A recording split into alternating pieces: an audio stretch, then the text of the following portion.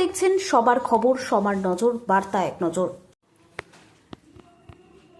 গ্যাসের দাম বৃদ্ধির প্রতিবাদে তৃণমূলের বিক্ষোভ কর্মসূচি তারকেশ্বরে। গত 7ই মার্চ 2026 দেশব্যাপী 14.2 কেজির ঘরোয়া রান্নার গ্যাসের দাম সিলিন্ডার প্রতি 60 টাকা বেড়েছে। ফলে গৃহস্থলীর 14.2 কেজি সিলিন্ডারের নতুন দাম 879 টাকা থেকে বেড়ে 939 টাকা করা হয়েছে। 19 কেজির বাণিজ্যিক আন্তর্জাতিক গ্যাসের জ্বালানি সংকটের জেরে এই মূল্যবৃদ্ধি জানা গেছে। এমতো অবস্থায় প্রায় আজ 8ই মার্চ বিশ্ব নারী দিবস, আর সেই দিবসকে হাতিয়ার করে তৃণমূলের মহিলা তৃণমূল গ্যাসে এই দাম বৃদ্ধির প্রতিবাদে রাস্তায় নেমে বিক্ষোভে সামিল হন। এদিন কর্মীরা থালা বাজিয়ে গ্যাস সিলিন্ডার মাথায় তুলে রীতিমতো রাস্তায় বসে প্রতিবাদে সামিল হন।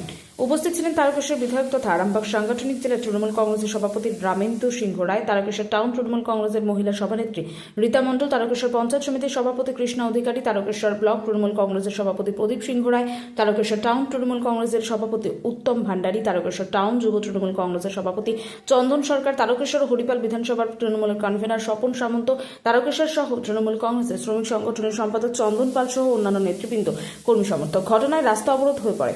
ঘটনাস্থলে এসে পৌঁছে তারকেশ্বর থানার পুলিশ এবং তারা তৃণমূল নেতৃত্বের সাথে কথা বলে রাস্তা থেকে বিক্ষোভ সরিয়ে দেয়। এই বিষয়ে তারকেশ্বর বিধায়ক তথা আরামবাগ সাংগঠনিক জেলার তৃণমূল কংগ্রেসের সভাপতি রামেন্দু সিংহ রায় এবং তারকেশ্বর সহ তৃণমূল কংগ্রেসের সভানেত্রী রীতা মণ্ডল কি জানালেন, দেখে নিন।